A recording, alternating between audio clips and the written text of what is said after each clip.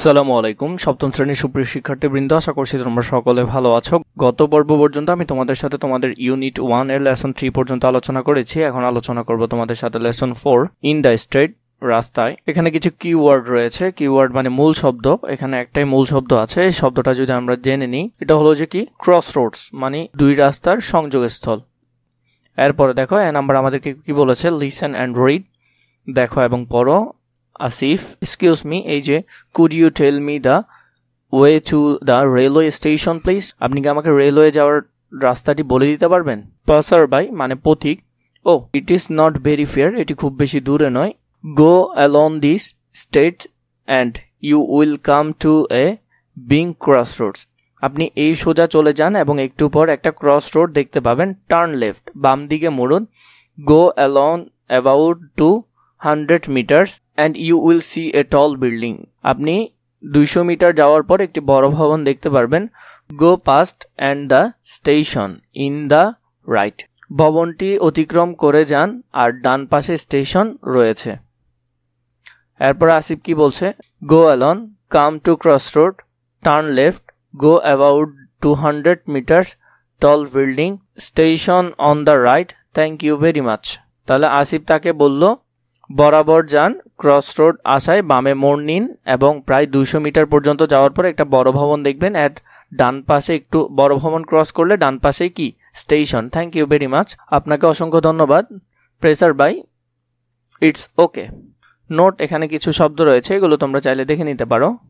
এরপরে বিয়ে কি রয়েছে, লুক অ্যাট দ্য ম্যাপ, মানচিত্রটি লক্ষ্য করো। Suppose you are now on Park Road, এখন তুমি একটি পার্ক রোডে আছো। You want to go to মস্কিও Road, তুমি মসজিদ রোডে যেতে চাও। অর জিলা স্কুল, এবং জিলা স্কুলে।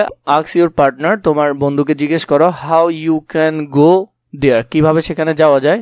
স্টার্ট লাইক দিস, এভাবে শুরু করো। প্রথমে কি বলবে, excuse me, how can I go to মস্কিও Road, excuse me, আমি কিভাবে মসজিদ রোডে যেতে পারি। 2 নম্বরে, ও ইটস কুইট ফার, হ্যাঁ এটি বেশ দূরে।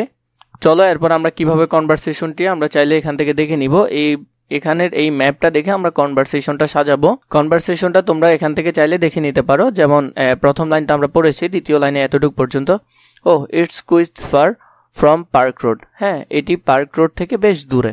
এরপরে বলেছে কি, nevertheless you can tell me shortcut way to মস্কিও road, তথাপি সহজ পথটি বলতে পারো।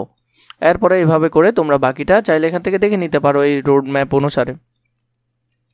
সি নাম্বার আমাদেরকে কি বলেছে দেখো, ওয়ার্ক ইন পেয়ার, জোড়াবদ্ধভাবে আলোচনা করো। Ask for and give direction two a place in your own উপজেলা, মানে তোমার উপজেলা বা টাউন অর সিটি, তোমার উপজেলা বা টাউন সিটির একটা দিক নির্দেশনা চাও এবং তা প্রদান করো। চলো আমরা যদি এটা দেখে নিই, এখানের মধ্যে আমরা চাইলে এই আনসারটা লিখতে পারি।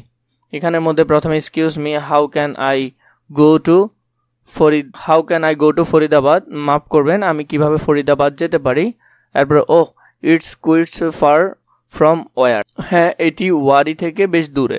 এরপরে এইভাবে করে কনভারসেশনটি তোমরা সাজাতে পারবে। ডি নাম্বারে কি বলেছে দেখো, listen and practice saying this words, শোনো এবং এইসব শব্দ বলা অনুসরণ করো।